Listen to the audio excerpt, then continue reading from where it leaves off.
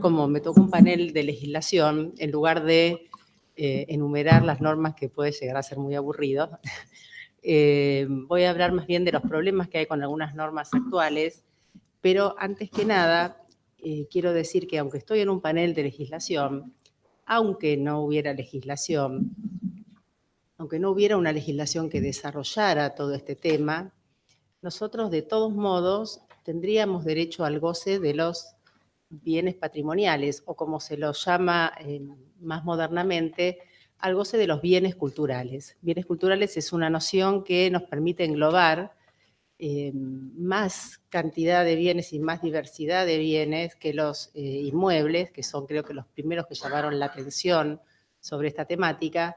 Y esto es posible porque tenemos consagrado un derecho a la cultura, del cual todavía creo que no somos suficientemente conscientes ni nos hemos apropiado lo suficiente. Es un derecho que creo que está en desarrollo, al que, bueno, lo tenemos que empezar a llenar de contenido, y para llenarlo de contenido lo primero que tenemos que hacer es conocerlo.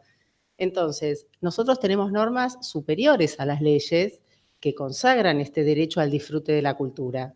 Nosotros tenemos una norma muy importante, que es el artículo 15 del Pacto Internacional de Derechos Económicos, Sociales y Culturales, que nos garantiza el derecho a la cultura. El artículo 41 de la Constitución Nacional, que es el artículo que se dedica a legislar sobre el ambiente sano. Dentro de este derecho se contempla la preservación del patrimonio natural y cultural en consonancia con abundante legislación internacional, como por ejemplo la Convención sobre la Protección del Patrimonio Cultural y Natural de 1972, suscripto a instancias de la UNESCO. También la Constitución de la Ciudad Autónoma de Buenos Aires, en el artículo 32, consagra el derecho a la cultura, comprensivo del derecho a la preservación, recuperación y difusión del patrimonio cultural. Y este artículo tiene una norma que lo desarrolla, que lo reglamenta, que es la Ley 2176 de la Ciudad de Buenos Aires sobre promoción de los derechos culturales, y que incluye todas las manifestaciones de la creatividad humana que determinan la singularidad de una sociedad, y consagra la cultura como una prioridad estratégica y como una política de Estado. Cuando decimos que tenemos un derecho, ¿a qué nos estamos refiriendo? Hay 4 elementos estructurantes de un derecho: el sujeto titular, el sujeto obligado, el objeto o la prestación de ese derecho y finalmente las garantías de protección. El sujeto titular, en general, en toda la normativa sobre derechos humanos, se refieren a que todas las personas son titulares de estos derechos, todas las personas pueden reclamar estos derechos. Ocurre que la observación general número 21 del Comité de Derechos Económicos, Sociales y Culturales, ustedes saben que todos los convenios internacionales, los pactos internacionales tienen en general un comité que es el que emite observaciones generales, que va siguiendo el cumplimiento del convenio y que va emitiendo estas disposiciones que son pautas de interpretación del convenio. Por lo tanto, hay que irlas tomando. La observación general número 21 de este pacto, de este comité del Pacto de Derechos Económicos, Sociales y Culturales, dice que estos derechos pueden ejercerse individualmente o en conjunto. En consonancia con esta norma, el Código Civil y Comercial de la Nación, el nuevo código que unificó las normativas civil y comercial, reconoce una diferencia entre derechos individuales y derechos de incidencia colectiva en el artículo 14. También el artículo 43 de la Constitución Nacional reconoce esta diferencia, y entonces, en cuanto a la acción de amparo, ¿no?, que es lo que legisla el artículo 43, dice que toda persona puede interponer acción de amparo, pero cuando se trata de derechos colectivos, además de toda persona, legitima a otro tipo de sujetos, por ejemplo, al defensor del pueblo y a las asociaciones que propenden a los fines que tengan como objeto, en este caso, la defensa de los bienes culturales. Por eso es que muchas ONG, por ejemplo, pueden ejercitar estos derechos cuando defienden los derechos culturales. A su vez, también hay un fallo de la Corte Suprema de Justicia de la Nación, el fallo Alavi, donde también se reconocen esta diversidad de intereses. Y en definitiva, diversidad que genera distintos tipos de pleitos, donde se reclaman derechos individuales, donde se reclaman derechos individuales homogéneos y donde se reclaman derechos colectivos que tienen las características de ser indivisibles. En el fuero contencioso administrativo de la ciudad, hay un reconocimiento amplio de la legitimación para accionar en esta materia. De un relevamiento que hicimos hace un par de años salió este resultado, ¿no? Que a los vecinos se les reconoció en 27 oportunidades la legitimación para accionar, a las ONG en 12 oportunidades, a la Defensoría del Pueblo en una y a los legisladores en 3 oportunidades, en consonancia con el artículo 14 de la Constitución de la Ciudad Autónoma de Buenos Aires. También en este tipo de litigios es importante la actuación del Ministerio Público, que a nivel nacional se divide en 2 ramas, el Ministerio Público de la Defensa y el Ministerio Público Fiscal. La actuación del Ministerio Público, a pesar de que la reforma constitucional tiene ya unos años, ¿no? Es del año 94, todavía no se ha desarrollado suficientemente lo que tiene que hacer el Ministerio Público. Y está en discusión cuándo hay que cambiar a la persona de las cabezas del Ministerio Público, pero no hay una discusión de fondo. Y creo que a veces, sobre todo en el área no penal, porque en el área penal es más sencillo, es el titular de la vindicta pública, es el que lleva adelante la acción penal, en el área no penal todavía no hay una suficiente toma de conciencia de lo que se puede hacer, a pesar de que el artículo 2 de la Ley Nacional del Ministerio Público, la 27148, dice que los fiscales deben participar en todos los asuntos en los que se encuentren afectados intereses colectivos o difusos. En cuanto al Ministerio Público de la Defensa, en general actúa patrocinando personas que tradicionalmente fue así en el área no penal, ¿no? Digo, personas que no tenían recursos patrimoniales suficientes para hacerse cargo de una representación profesional privada. Sin embargo, en esta materia, yo creo que hay que tener cierta amplitud, porque la defensa de los bienes colectivos, si bien muchas ONG tienen excelentes cuerpos de abogados y profesionales que los representan, lo cierto es que no todos, a veces no cubren todas las áreas geográficas o no todos acceden, o incluso son caras algunas pericias y algunas pruebas que hay que producir con anterioridad a la iniciación de un proceso, porque estos procesos de bienes culturales normalmente se caracterizan por una gran necesidad de apoyos técnicos, porque el concepto mismo de cultura no es un concepto jurídico, es un concepto que depende de muchas otras disciplinas. Entonces, a mí, mi opinión, dentro de la institución a la que pertenezco, es un poco diferenciada, en el sentido de que cuando se defienden bienes colectivos debemos estar más abiertos a la posibilidad de participar por la dificultad que hay en el acceso a la justicia cuando defendemos este tipo de bienes. Puede ser que algún vecino, por ejemplo, esté interesado en la defensa de algún bien, no conozca ninguna ONG, pero no esté interesado en contratar un abogado para hacerlo o de asumir ese costo. Entonces creo que sin ninguna duda, porque creo que en esto no habría ningún conflicto tampoco con los colegios profesionales, podríamos pensar en una participación más abierta de la institución. Bueno, esto en cuanto al titular. El sujeto obligado, bueno, el sujeto obligado, como en cualquier pleito, puede ser una persona, puede ser un conjunto de personas, puede ser de derecho público, de derecho privado, en fin, no hay inconveniente. En cuanto al objeto del derecho,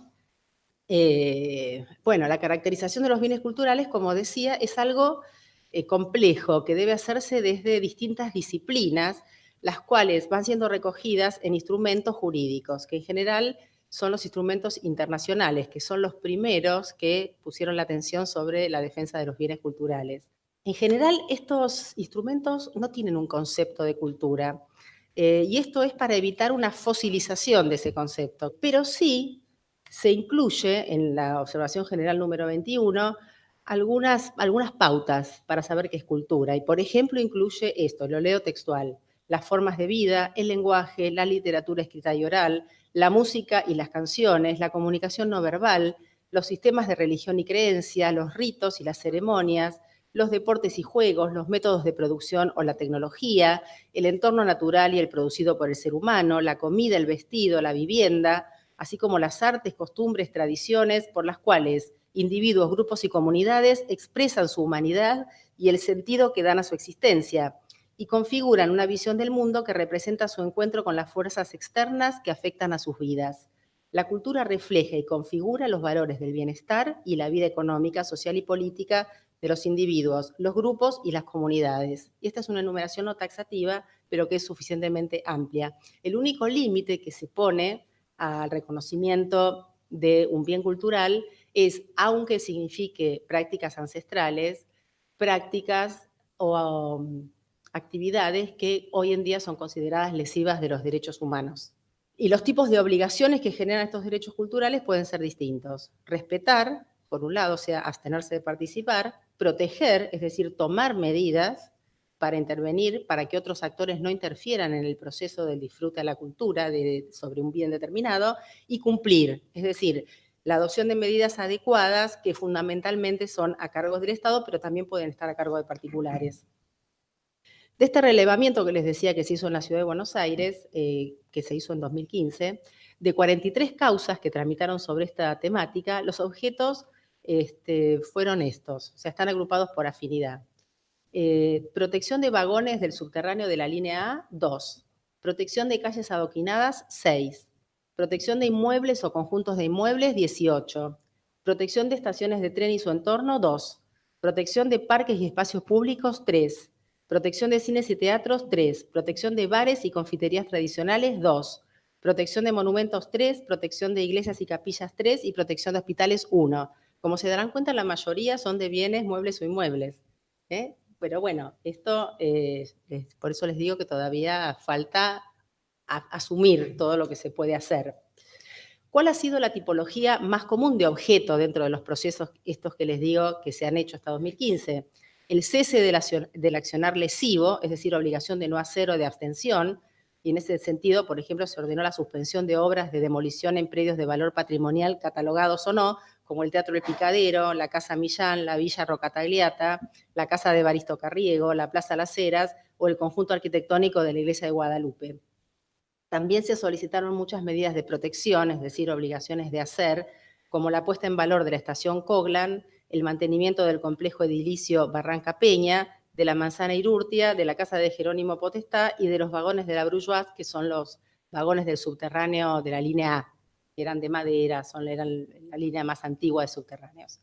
Bueno, y en todos estos asuntos siempre hay un cruce con cuestiones de urbanismo, y normalmente vinculados a permisos de demolición otorgados irregularmente, o por lo menos sin cumplir los pasos que habría que cumplir para ver si los bienes poseen o no un interés patrimonial. ¿A quién le corresponde la garantía de estos derechos? ¿No? Es el segundo, sujetos, obligado, titular, objeto, garantía de cumplimiento. Dijimos que estos eran los elementos de un derecho, los elementos estructurantes. Y esto corresponde a cada nivel de gobierno, no corresponde solo al Poder Judicial. O sea, el legislativo tiene que dictar las leyes, las normas que garanticen la realización de este derecho.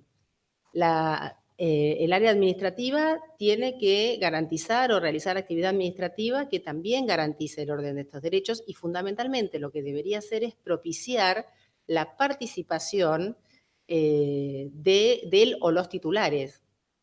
No nos olvidemos que la Constitución de la Ciudad de Buenos Aires tiene un plus respecto de la Constitución Nacional. La Constitución de la Ciudad de Buenos Aires prevé un sistema de democracia participativa, es decir, más avanzado que la Constitución Nacional, que todavía no ha sido debidamente plasmado en sus instituciones, por más que una de las primeras leyes de la Ciudad de Buenos Aires es la ley número 6 de audiencias públicas.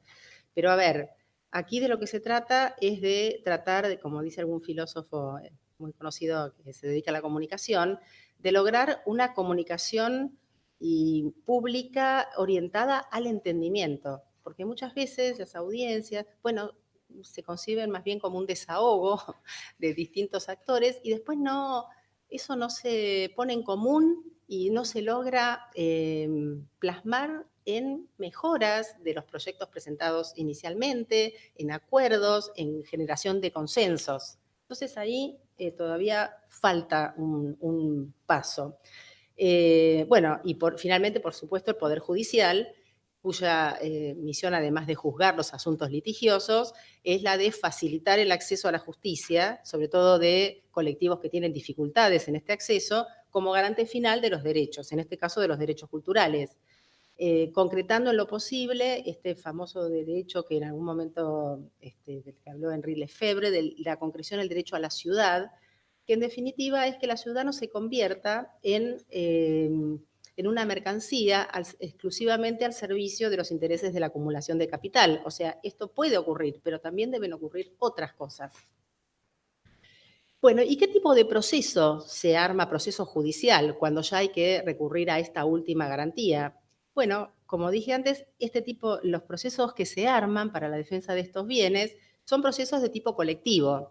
Acá hay una dificultad, porque no hay una ley nacional que legisle ese tipo de procesos. Y la que hay a nivel local vetó la parte que se refiere, que es la ley de amparo, 2145, vetó la parte de amparos colectivos.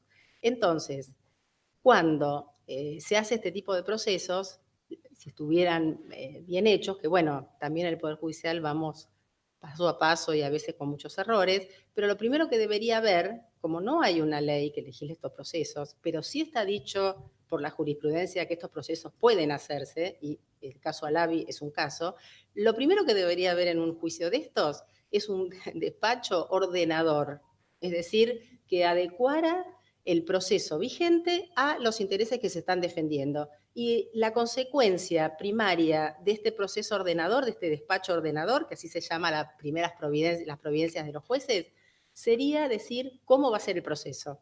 Es decir, completar los procesos que hay y adaptarlos. Y la consecuencia fundamental es la de dar una gran difusión al proceso, para que participen realmente todas las personas que están involucradas, porque si no, acá estamos discutiendo un derecho colectivo en el que participan 3 personas, y esto no es así.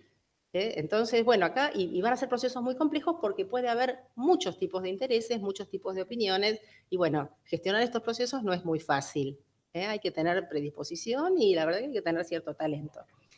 Y hay que hacer también un amplio y oportuno uso de las medidas cautelares a fin de evitar que se dañe el bien que estamos tratando de tutelar. Esto ocurrió, porque aun cuando tenían una medida cautelar favorable, ocurrieron 2 cosas bastante desgraciadas en el ámbito de la ciudad. Fue demolido el taller número 19 del Borda, que no estaba autorizada la demolición, podía estar autorizada más adelante, pero todavía no, y sin embargo se avanzó sobre eso, y también ocurrió sobre un almacén del barrio de Floresta, que también es el almacén de Alonso, que fue demolido antes de terminar el proceso o antes del levantamiento de la medida cautelar.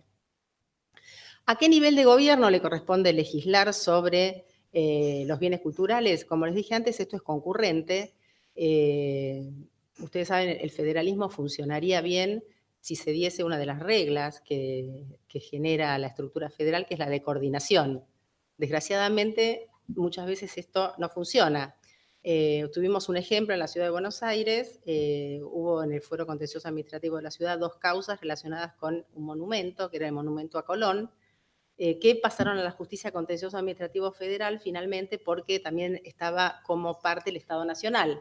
Pero bueno, no sé si fue de los procesos más, más mejores que tenemos. Bueno, ¿cuáles son las normas?